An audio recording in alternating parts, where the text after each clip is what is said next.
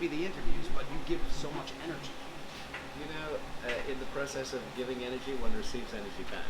Okay, so I'm going to try to give you some of my energy. Okay. You have been hitting it. The event couldn't have gone any better last night. Yeah, big event in the National Arts Club in Gramercy Park here in New York last night. That was the second time I've spoken there. Okay. It's a great.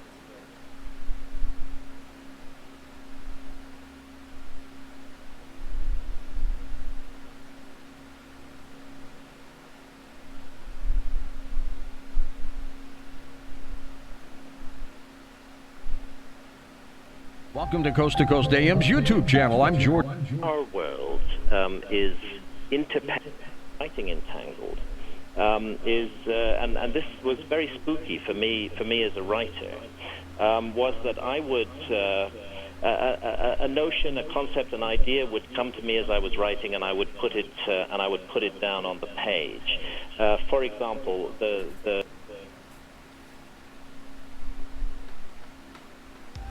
in the high desert in the great American Southwest. Welcome to Coast AM. John, welcome to the program. It's good to have you with us. You're with us.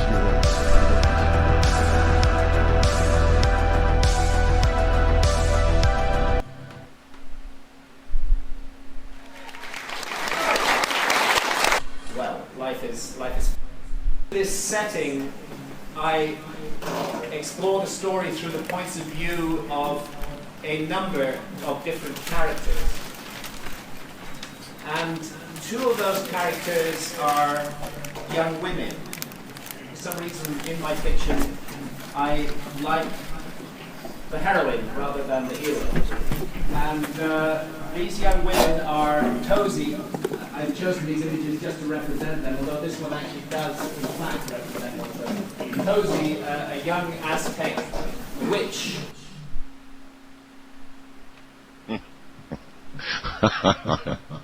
Anybody want to check and see if there appears to be a large comet headed for Earth at the moment? These have been strange times.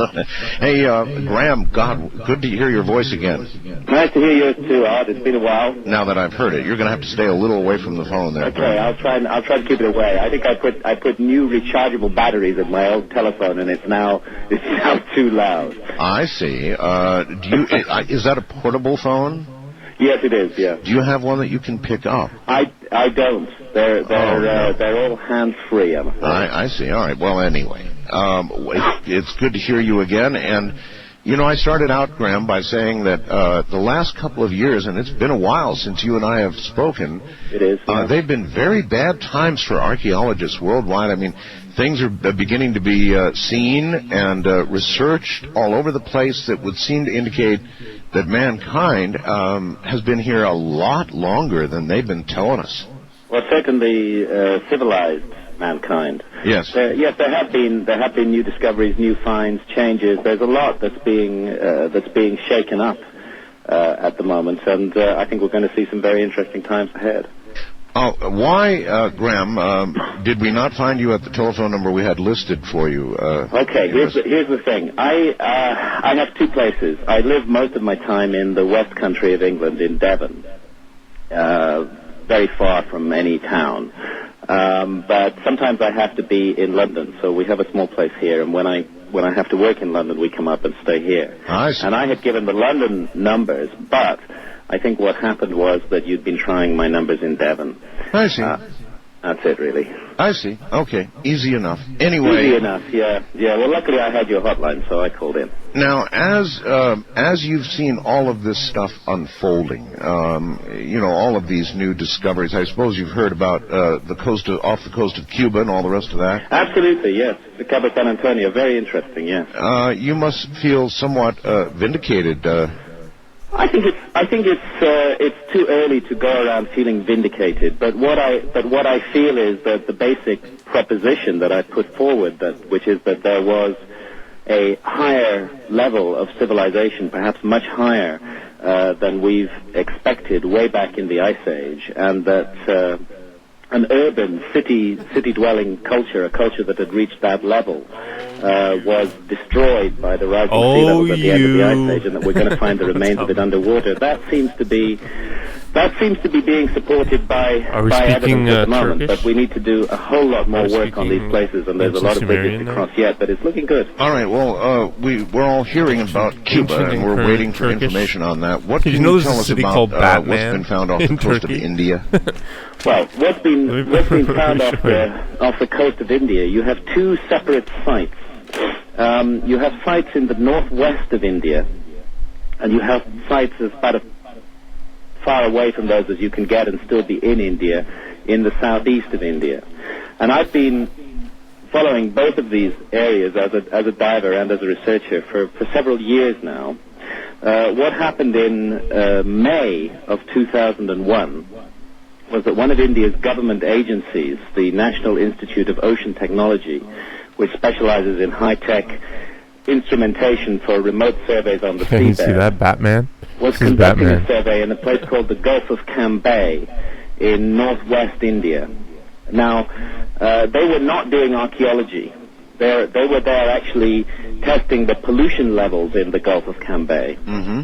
And they were using an instrument called side-scan sonar, which sends out a beam down to I the like to go to Batman one seabed, and day. which bounces back. See that photo, like, They were there actually It's like testing these- the it's pollution levels crazy. in the Gulf of Cambay. Mm-hmm. And they were using an instrument called side-scan sonar, which sends out a beam down to the seabed and which bounces back an image of what's on the seabed. Gee whiz, just like in Cuba. Just like in Cuba, side-scan sonar. However, it's gone a lot further than that.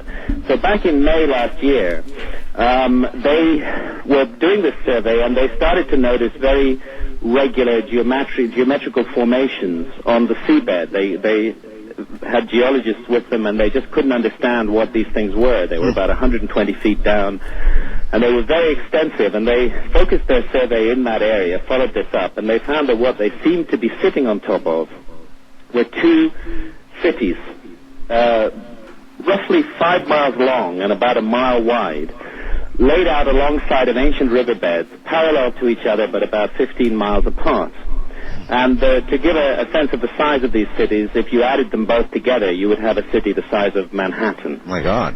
Now, this is very extraordinary, and it was a very extraordinary discovery at the time because the depth of submergence suggests that these are very old. But when the National Institute of Ocean Technology went public with its findings in May last year, nobody took them seriously because the suggestion that there could have been fantastic cities of this scale thousands and thousands of years ago, which had been covered up by water, was just too difficult for archaeologists to swallow. And they suffered a lot of ridicule at that time. But they didn't give up, and they went back with their research vessel, and they pulled up using, in fact, a mechanical grab.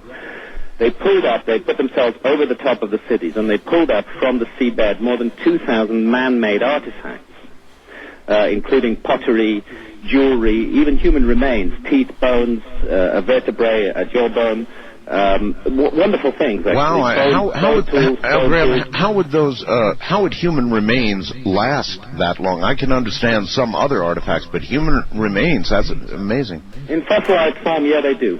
And these were fossilized, and they had lasted because they ran carbon dating tests on pieces of cut wood that were found amongst this artifact. The wood was perfectly preserved. Right.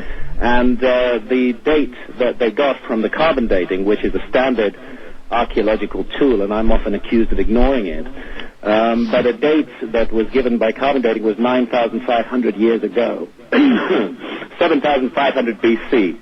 That's about 4,000 years older than any city known to archaeologists anywhere in the world.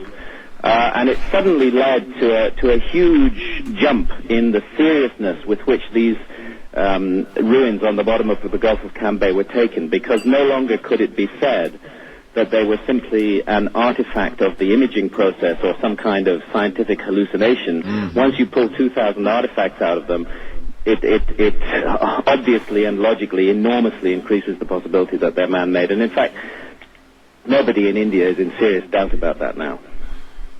Well, so we're dealing with something that confounds the established picture of history, because we're supposed to have started developing cities, 5,000 or less than 5,000 years ago, with the gradual growth and emergence of civilization, which has always been thought to have started in the Fertile Crescent in the Middle East near Iraq. Oh, yes. And now suddenly thousands of years earlier, we have these cities which simply can't be explained. Our educational institutions around the world have not yet begun to respond to this. In other words, what they're teaching in school with regard to archaeology and our past remains virtually unchanged, Graham. I would expect that to be so for quite a while. It's going to take the archaeological community about 5 years, I would guess, to digest this new information. First off, they have to get rid of all their objections to it and satisfy themselves that it is a genuine discovery, which I have no doubt that they'll do, and then come to terms with what it means. If it is what it seems to be, I think any archaeologist would agree that it turns over the established story of the origins of civilization. Well, in what way? In what way do you think they will now explain what they know about man's presence on the planet in such manner? I mean, what are they? You have to understand that the first. For archaeologists who are invested in the present view of the past, which is a straight line development from rather simple and primitive beginnings through a nice series of gradual evolutionary steps until we get cities and eventually end up with what we have today. That such an idea simply cannot accommodate cities that are 9,000 years old at the bottom of the Gulf of Cambay. And in fact, I have to stress that the date on those cities, which is retrieved from carbon-dated artifacts, is supported by sea level studies, because there's a whole science which studies the extent to which sea level rose at the end of the last ice age. Mm-hmm. And this science puts the submergence of the Gulf of Cambay round about 7,700 years ago. I like the sunglasses emo. So, it means that the cities there couldn't have been built before that date, and so the carbon date of about 1,500 years older than that makes sense. All right. Well, maybe you can describe... Well, to answer your question, very difficult for archaeologists to accommodate themselves to this. So the first thing we're going to see is several years of intense critical focus on these finds to see if they can be dismissed. That'll be the first thing that happens. Mm-hmm. But if it's confirmed, and we're now 5 or 10 years later, what conclusions do we draw about ourselves, and what changes in thinking, in what kind of circles will this create? Well, for me, first and foremost, what it means is that the vast heritage of mythology that we have from all around the world, which testifies to global floods, and which has been scorned and ignored by archaeologists as irrelevant to archaeological research. This is going to have to change, yes. because we're looking at a phenomenon. The work that I've been doing for the last 5 years has been following up every possible lead in this area of underwater structures, and I'm a diver, and I've been diving on structures all around the world. And there is evidence for massively ancient underwater structures in almost all parts of the world. So this looks like the global traces of a cataclysmic event, or a series of cataclysmic events. And well, I think there's still Okinawa that they're trying to figure out, and now, of course, Cuba. And I know that you've seen the reports on Cuba. And in the case of Cuba, Graham, it's 2,200 feet. Yes, Cuba is fascinating.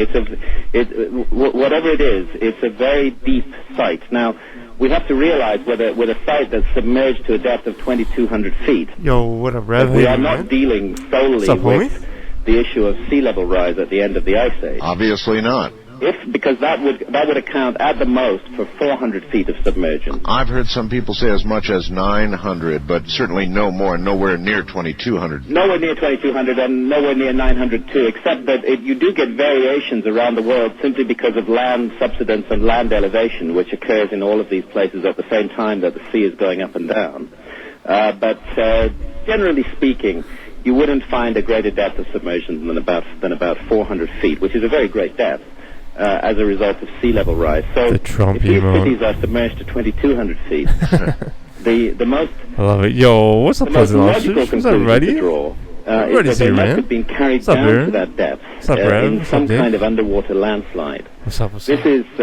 is possible. Apparently, it's particularly possible in that area. But of course, I'm jumping ahead of the finds and assuming Of that course, these are yes. man-made structures. They may not be. They may Slowly not be getting better. man-made. I have a Slowly feeling. improving. I hope Happy they Wednesday, are. yo, buddy. Well, Flex all right. Friday. Let's go back to India then for a second with the artifacts that have been brought up. If go, we let's roll. go out on a limb and speculate about what it was like for the people on that land that's now so far below water, what do we imagine it was like? Well, the clearest signature of what kind of people they were comes from the character of the buildings that they've left behind, which are now on the seabed. And these are very extensive structures with huge walls and massive foundations. There's another technique called sub-bottom profiling, which kind of takes an X-ray of the sea bottom and looks at what's underneath the bottom.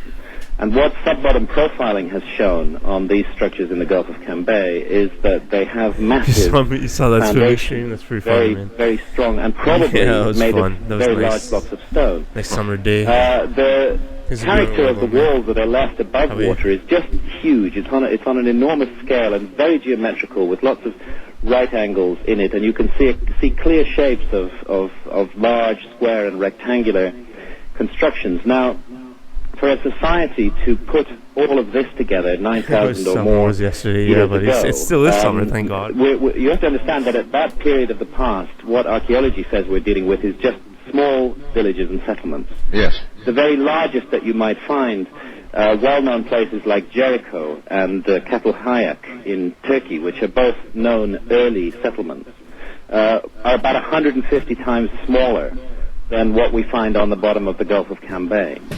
So it's completely out of context and perspective in the period to which it's applied. Now, even beyond that, you have to, when you look at a big city, you have to ask yourself, how did those people support themselves? How did they eat? How did they sustain themselves? Exactly. And it's difficult to imagine a city or cities of these sizes being established without a solid agricultural base to feed them. However, 9,000 years ago, agriculture is supposed to have been only just beginning, not have got to the stage where it could support large cities. Far from that, thousands of years away from that. So there we have another mystery, and I think it's possible that the answers to all of these mysteries are on the 10 million square miles of land that was submerged by rising sea levels around the world at the end of the Ice Age. That's an area bigger than South America and North America as far as the Canadian border added together. Well, there are many people like myself who wonder about the following, Graham. We may not have time for a good answer here, but if there are really all these undersea cities about the world, then the U.S. government with its submarines, the Russian government with its submarines, should know about these things, shouldn't they? Well, a place where they particularly should know about them is the Persian Gulf. Because that area must be amongst the most heavily patrolled waters in the world. Absolutely. And the entire Persian Gulf was dry with a beautiful river running through it until about 12,000 years ago. Right. So are you guessing they do know and have not said anything? Or I expect I am, yeah. I expect I am. Although, frankly, the places where submarines go is not necessarily the same places that you'd expect to find submerged ruins. Perhaps not, but They're often in much deeper water. But I'd be very surprised if some anomalies have not been found. And indeed, we have reports from the Russians going back to the 1980s of quite a few very strange things being found in the Atlantic Ocean. Oh, really? Okay, let's hold it right there. We're at the top of the hour. Graham Hancock is my guest from Great Britain. I'm Art Bell. This is Coast to Coast AM. I've been drifting on the sea of heartbreak, trying to get myself ashore for so long,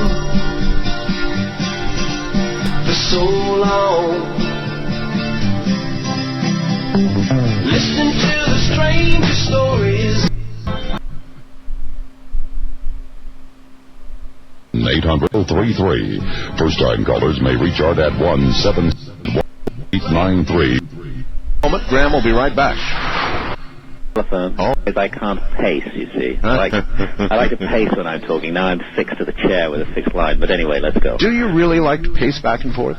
Yeah, I do. I'm a pacer. I don't know why, but I Yeah, buddy, our pal, I just learned about him today. However, I'm doing so now, so it's a good experience for me.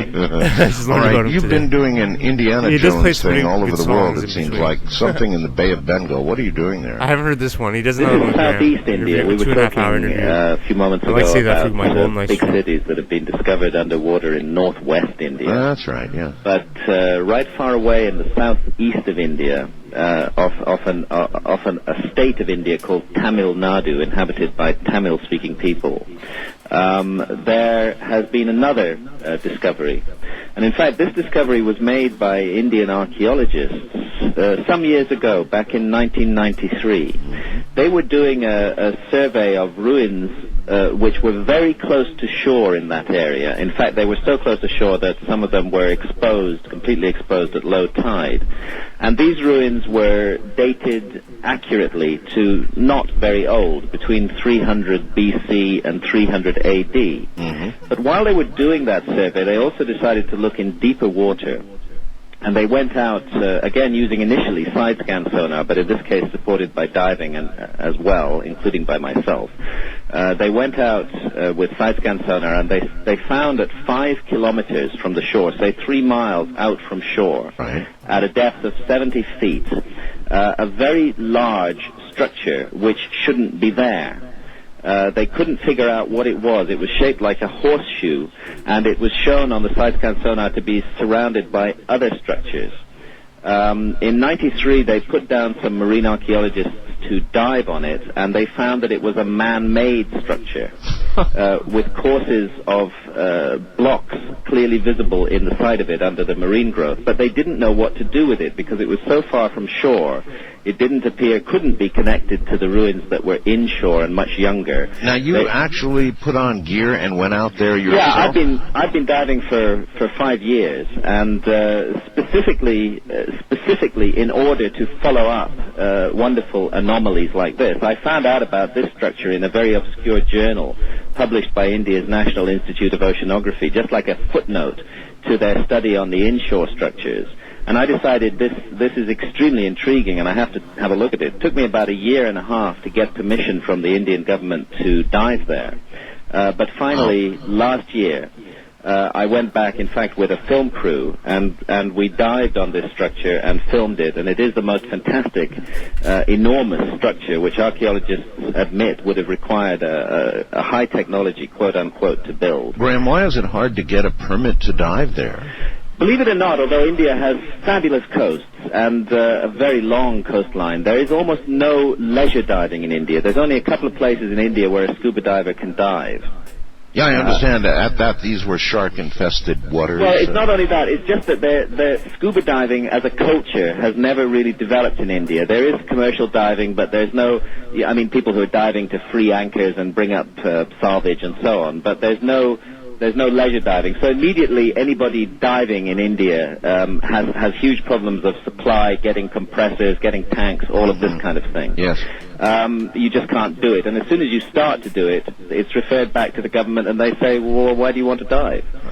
And they quite strictly control their waters. So it took a very long time to just get permission to dive there. And then because there are no logistics and no facilities, it was necessary for India's National Institute of Oceanography to go there also, to bring in a portable compressor so that we could have air in our tanks. I wonder what they're afraid of, though. I mean, I don't think they're afraid of anything. I just think that in other places, for example, the Caribbean, where everybody dives all the time, the idea of a diver has become normalized, and people are quite used to seeing folk dressed up in masks and fins and so on. But in India, the idea of a diver is not normalized, and the immediate suspicion is, why is this person diving? Is he going to try to steal something from us? Is it some kind of security issue?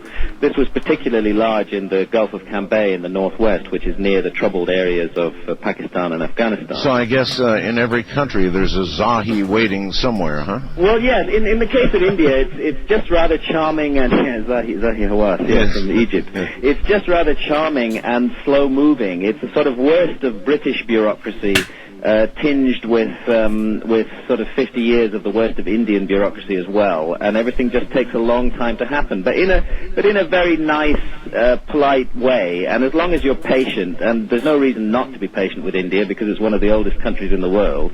As long as you're patient, you will eventually get to do what you want to do, and that I did. Dived on this structure, filmed it, and we are returning there in a month's time with a full-scale expedition, again jointly with the National Institute of Oceanography, but with a lot of technical divers from Britain, in order to survey the other 27 structures that have been found nearby. Oh, my goodness. Now, what's intriguing about this structure in southeast India is the depth of submergence on that coast. We have to remember that I mentioned this earlier, but there is an increasingly highly developed science which takes into account all the variables that you need to take into account to figure out what the sea level was on any particular location, anywhere in the world, at any particular time. And when that program is run on this site, we find that the underwater structure that I've dived on there was submerged 11,500 years ago. 11,500 years. That, by the way, is the same date that's given in Plato for the submergence of Atlantis in another ocean. Well, one of the major things I think that will come crashing home to people as they realize these areas that were above ground 11,000 or 11,500 years ago or whatever, even millions of years ago at 2,200 feet or whatever. I mean, if it happened once, Graham, it could happen again. I think that's one of the most humbling lessons of this new material, which is now coming out all around the world, is that it is really possible that our ancestors reached a much higher level of development than we imagined. Perhaps they formed a different kind of civilization to the one we've created, but if they lived in cities, they were certainly a highly developed people. That this could have happened and then been forgotten. Is it possible that along with an older civilization that went much, much farther than we imagine, there would have been a technology of some description that we don't fully understand today, perhaps a technology that was able to do things that we almost can't do today, like build pyramids, I don't know, whatever, they developed some sort of probably what we would call magic today. Yeah. Although I'm sure it's natural to do all of this. It's a harnessing of natural forces. Well, of course, we're entering a highly speculative area here. Yes, I know. Speculation is fun. So let's speculate. Once we cross the barrier and accept that it appears that there was a whole earlier layer of civilization which we are only just beginning to find out about, right? And that had reached the level of an urban civilization, right? Then it would be very surprising if there wasn't some kind of technology involved. Simply to get an organized, complex culture that can build cities involves so many processes that it would be almost a miracle if there wasn't a technology involved. But at the same time, the evidence for this remains to be confirmed and remains to be established as to whether that's so or not. I like to think, from studying ancient texts, and in this case particularly relevant are the ancient texts of India, that we may be looking at a society which in some ways was very different from ours. If they developed technology, it would have been of a different sort. The primary interest of that society was not particularly technological or material. You can even see this in India today, that that millions of people in India spend their entire lives just wandering as pilgrims from place to place, having completely renounced the world because they believe that attachment to the world slows down the progress of the soul.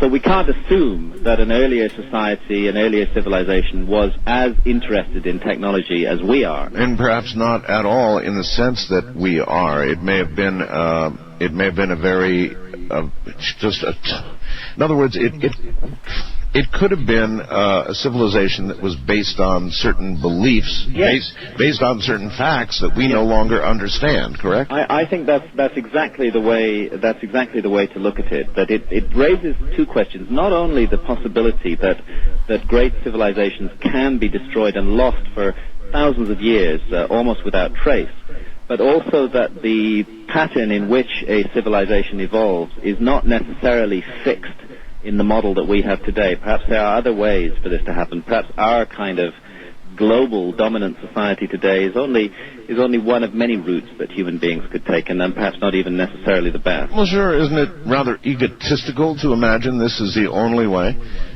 With regard to the first site you were talking about, Mike in Anaheim, California asks, I hear the currents are too strong for diving on the site. How might people eventually explore the site and do so in a way which does not involve dredging for artifacts? Right. A good question, and a good point raised in it, because dredging for artifacts I missed your discussion. In this case, because it was necessary to establish once and for all that these were man-made sites. Yeah, but then you got to take the next step, right? You got to take the next step, and dredging won't do it. Now, when I first got on to this story, nice, which buddy. was Yeah, a nice. year ago I remember now, you said that a was couple when days off. I put in my applications to dive with nice the National Institute of Ocean Technology, who found these structures in the Gulf of Cambay.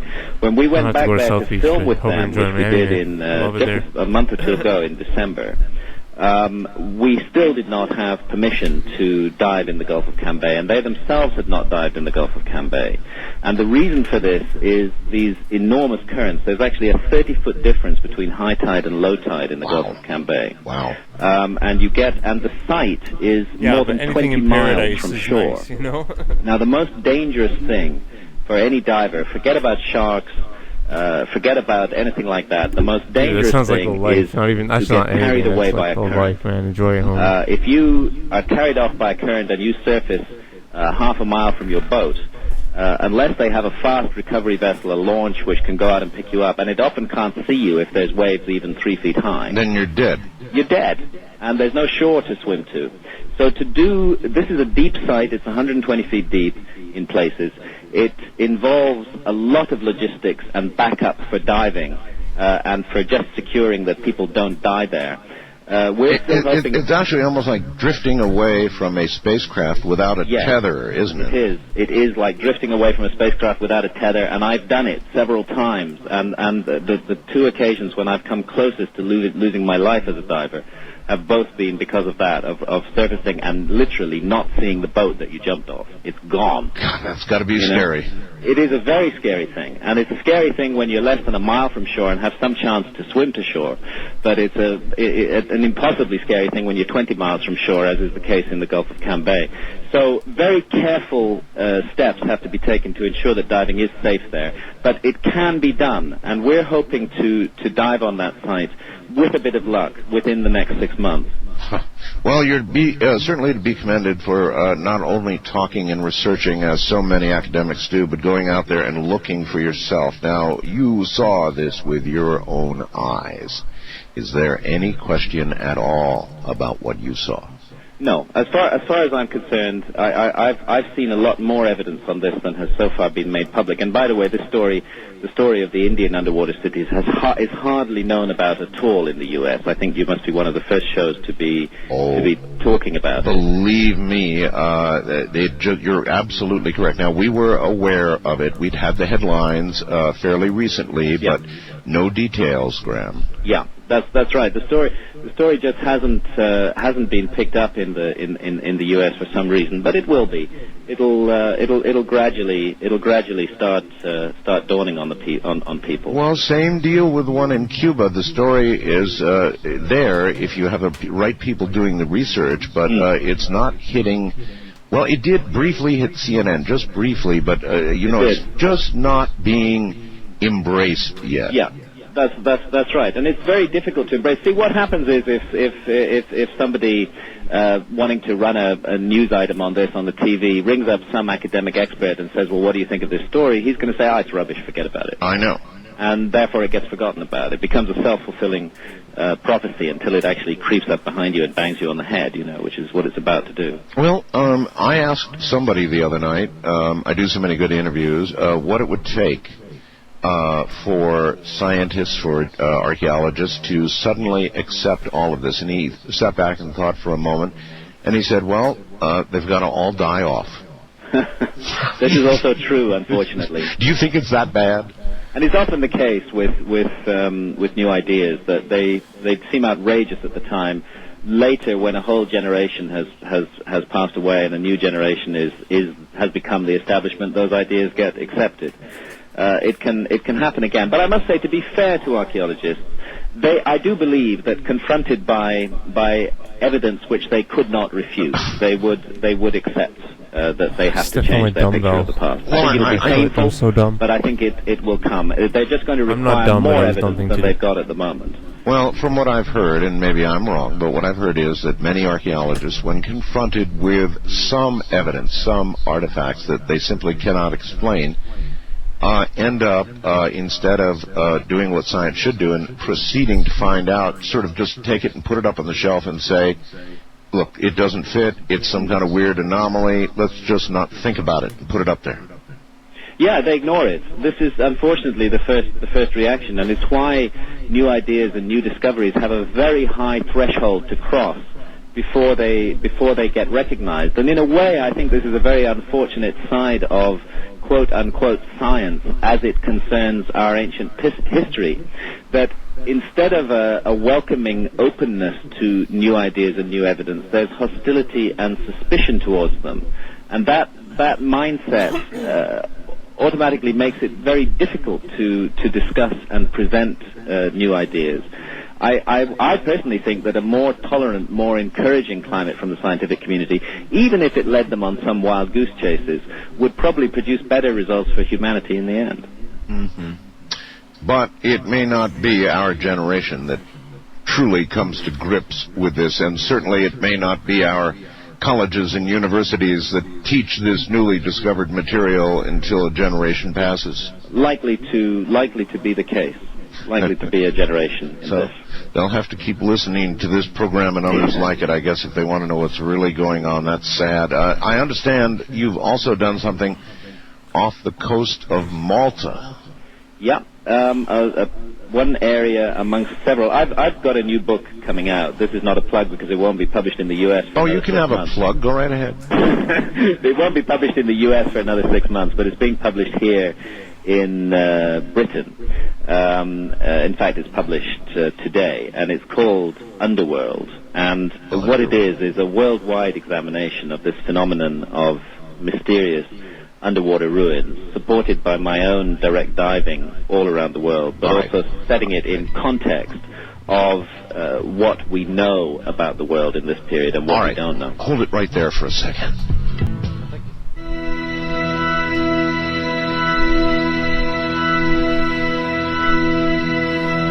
The Kingdom of Nye, from west of the Rockies at 1-800-618-8255. East of the Rockies, 1-800-825-5033. First-time callers may reach Art at 1-775-727-1222. And the wildcard line is open at 1-709. Today doesn't seem much there. Our Crown in New York, and they're planning to publish it in the fall, but it's available on Amazon.co.uk in the UK. Oh, it is. Oh, okay. Yeah. All right, good. Some people are going to go for it. I know it. All right. What happened? What's going on? No, before I even get to Malta, here, let me ask you about this. I've been reading a nightly story about global warming. Yes. I've been reading about penguins that are retreating in the Antarctic because it's too damn warm where they are. Yeah. Tonight, here in the U.S., Graham, they're running a story about a ice chunk 2 times the size of Manhattan that just broke off from Antarctica. And when you begin to hear these stories and you see our scientists and climatologists talking now about rapid climate change. Boy, are they running a lot of stories about rapid climate change. Yeah, we clearly are in a period of very rapid climate change at the moment. Yeah. Well, if all of this ice were to melt, that would be very bad news. If all of the ice in Antarctica were to melt, you would look at you'd look at every coastal city in the world being submerged. Yes, indeed. And so, is it possible, in your mind, that thousands and thousands of years could pass after an event like this, should it occur, and some future civilization that would be digging down or diving down and finding these remarkable cities that once existed? Interesting thought. New York and San Francisco. I think that if you take our culture today, what's distinctive about it is its global spread. We are all over the world. Yes. I mean, the signature of modern industrial society is not quite everywhere. It's not yet in the Brazilian rainforest, fortunately, although it is in some ways. But it's not. It's very, very widely distributed. And therefore it would take more than global flooding millions of square miles of coastline to completely eliminate all traces of us. It would take something of the order of an asteroid or a comet strike, I think, to do that.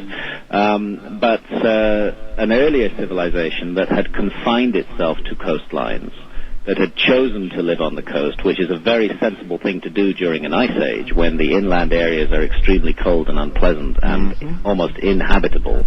Such a civilization would be selectively wiped out by flooding. So, while we see the signs of some major change, or we might be on the precipice of a major change, that's fair speculation, certainly. I think it's very fair speculation that we're on the precipice of a major change. I think we have to realize that we as human beings are one of the most powerful forces operating in the world today. So we're quite capable of wiping ourselves out. We don't really even need nature to do it for us. Well, okay, so whether it's nature or by our hand, either way, we do seem to be on this precipice, and if we're in the midst of proving this has happened before, that would be a really good reason for people not to want to think about this, wouldn't it? Or a really good reason to want to think about it. Depending, yes. Depends on the person. Once you start putting the rise and fall of human civilizations into a perspective and realize that it's possible for whole episodes of the human story to be lost, then perhaps you have a greater investment in making sure that doesn't happen in the future. What about Malta? Okay. Malta is one of the areas that I've focused on in Underworld, and I've focused on it because although Malta is a tiny place today, it's a tiny island, in fact a group of 3 small islands in the Mediterranean, it has an unusually large significance in the ancient history of mankind. And that is because what are thought by archaeologists to be the first great temples in the world were built on Malta, and they're what's called megalithic temples made with huge stones, megaliths. The kind of stones that you see in a place like Stonehenge, for example. Right. These were used to construct a group of enormous temples on the Maltese islands, and these temples are dated back to 3,700 BC. So that takes us back 5,700 years ago from today. They are the most spectacular and amazing temples you can imagine. Hardly anybody even hears of Malta, but my God, you go there and you see those temples. You see megaliths 20 feet tall, towering above you. You see stones that weigh up to 100 tons, which have been brought into position at the very dawn of history, and raised up into these enormous temples. And a mystery strikes you: where did they learn to do this? What's the background to this? Yes. The oldest temple on Malta is, in many ways, the most advanced. It's an enormous temple called Gigantea. That's after local folklore that says it must have been the work of giants. And it's dated to 3,700 BC, and it is a consummate work of construction by master builders and master engineers. The problem on Malta is there's no evidence of the evolution of this type of architecture. In fact, according to official archaeology, there had only been human beings at all on Malta for just 1,500 years before that. And when you look through the archaeological record, although you find them making mud huts and things like that, you don't find them making these fantastic megalithic temples. So it seems like part of the story is missing. And I began to look into the possibility that it could be missing underwater, because when you do the science and look at the map of Malta back through the ages, you find that today, although it's separated by 50 miles of sea from Sicily, 12,000 years ago it was joined to Sicily. It was part of Sicily, and Sicily in turn was joined to mainland Italy, so Malta was part of the mainland. And this has never been taken into account in considering the origins and development of the temples, and that's what I've tried to do. Just like we think that Central America was once perhaps connected to Cuba. Yeah. So, this may not be just one place. You're certainly investigating one area of the world. I'm confident that it's a worldwide problem. I mean, look at the coast of Japan, for example. Yeah, that's another area where I've put an enormous focus in over the last 5 years, and there's been a great deal of controversy about whether the underwater structures there are man-made or whether they're some kind of freak natural formations. And one of the things I've concentrated on doing in my new book and in the TV series that goes with it is to really explore that argument. And I took an extremely skeptical geologist with me to Japan to dive on the structures there, and he had to admit that the most spectacular of all of these structures is one that he simply cannot explain by any known natural forces. Mm-hmm. So it's very important. You see, what happens whenever, it's something we touched on a bit earlier, but whenever you come up with a discovery which fundamentally challenges the accepted version of history, the first thing you must expect is several years of intense fire being trained upon you to test that discovery. And in a way, this is a good thing. It's a good thing that the scientific method requires high standards of proof. And that's what I've set out to try to find. But it's also a bad thing because it discourages inquiry into unusual and extraordinary possibilities which deserve to be inquired into. Well, whatever part of the world it seems to be, Graham, we seem to have local myths that support the whole Great Flood idea, and that's universal. I mean, in every one of these areas, there are myths. Now, we call them myths, but they probably have some origin of truth in them. I'm certain that they have a great amount of truth in them, which has been overlooked. You see, when the flood myth first started to be investigated, first became realized that there were flood myths, this was back in the 19th century. And at the time, what was applied to those flood myths was the model of the biblical flood. Scholars were at that time not disbelieving of the Bible, and they believed in a biblical flood. So the first flood evidence from other parts of the world and flood myths from other parts of the world were taken as evidence of the global nature of the biblical flood. Mm-hmm.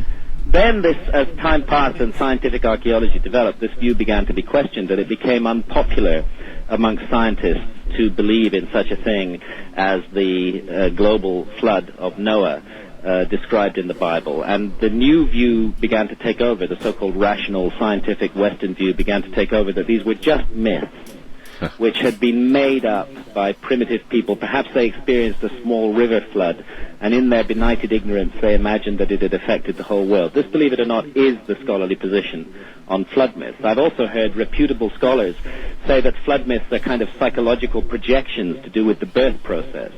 That the embryo is in the womb, it's floating in fluid, and so we somehow have a natural tendency to imagine flood myths. To me, this is just garbage and hogwash.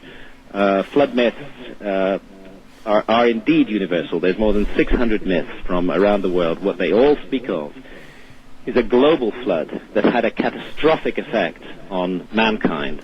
And what almost all of them say is that part of that catastrophic effect was the removal of a former civilization which had angered the gods and brought the flood down upon itself. And I don't think, now that we have very good science on the series of cataclysms that hit the world at the end of the Ice Age, I don't think we can afford to ignore anymore the possibility that the flood myths may be speaking about the end of the Ice Age. Well, I guess a lot of people would take the attitude that, you know what, I really might believe it, but hey, what can I do about it? If we're facing something fairly soon of that magnitude, even though we have a greater civilization, no doubt more will survive, it would so change the world.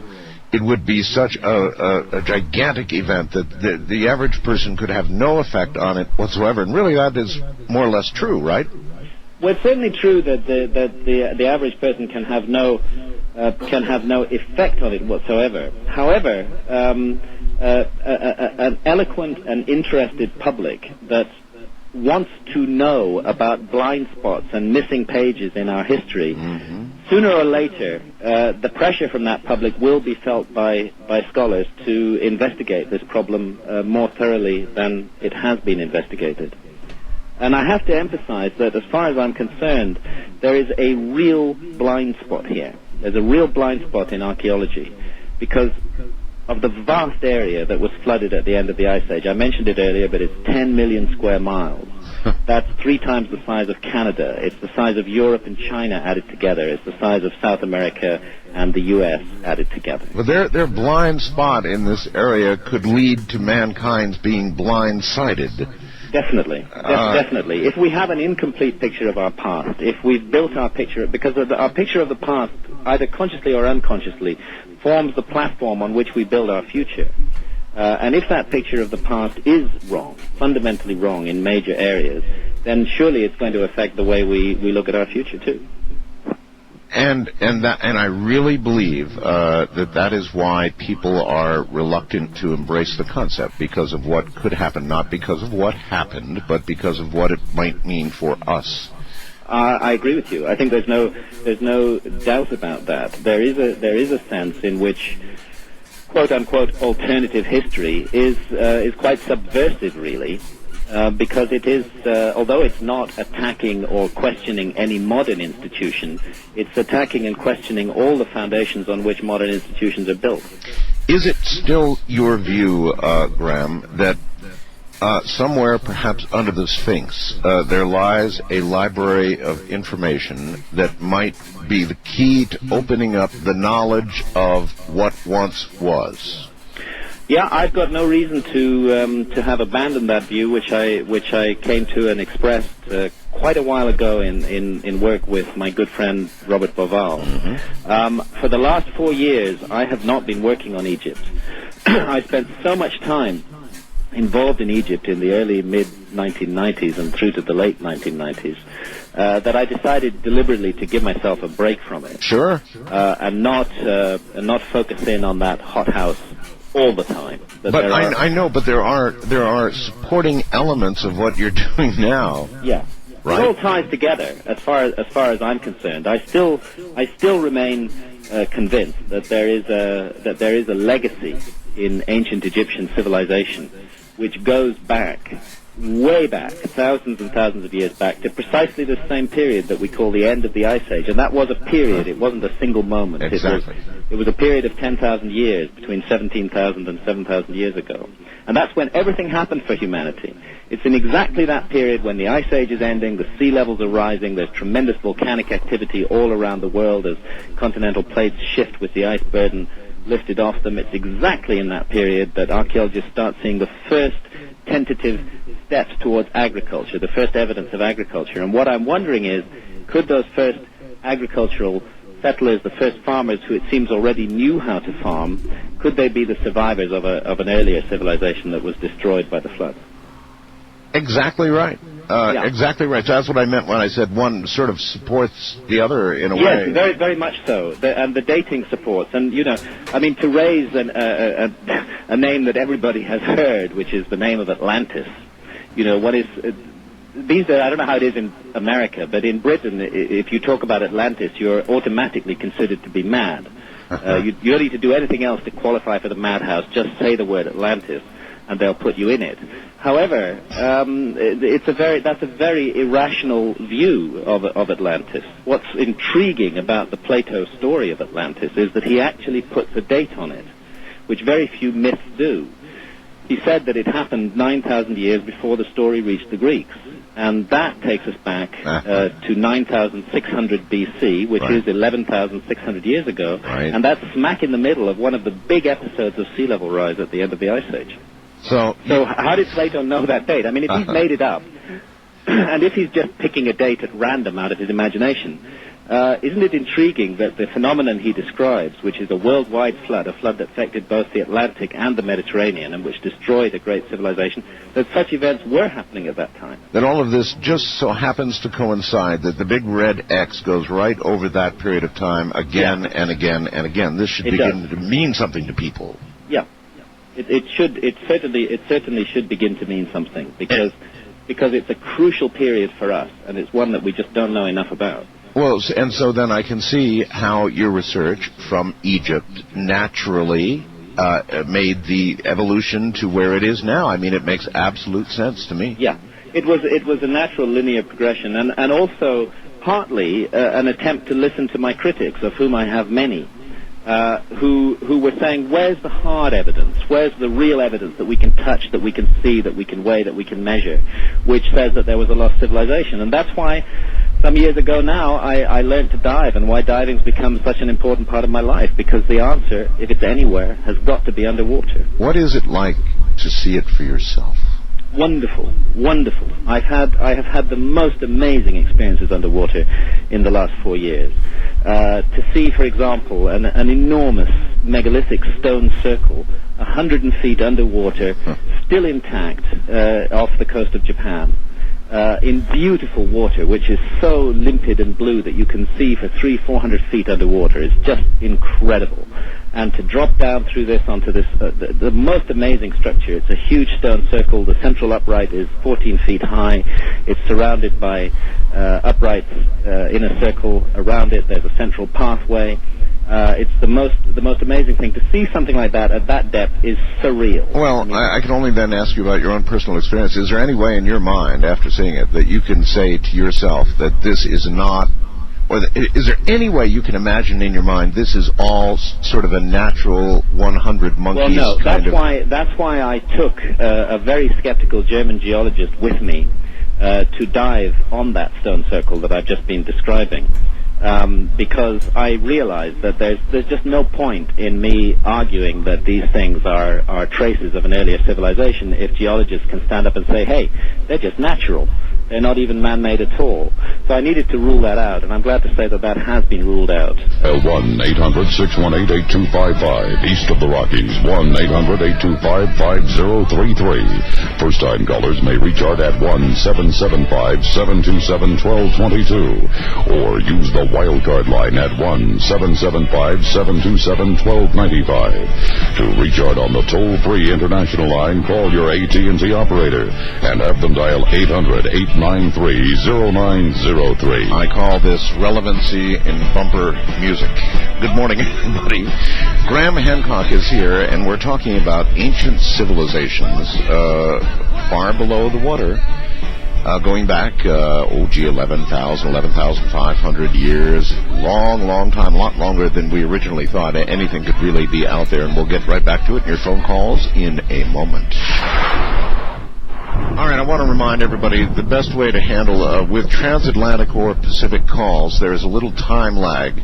So the best way to handle this is to have you ask a question in its entirety and then pause and allow Graham to respond to it. Otherwise, if you try to conduct a very fast-paced two-way conversation, you end up sort of walking over each other. So it's kind of a learned talent. And so that's probably how you should try and ask your question of Graham.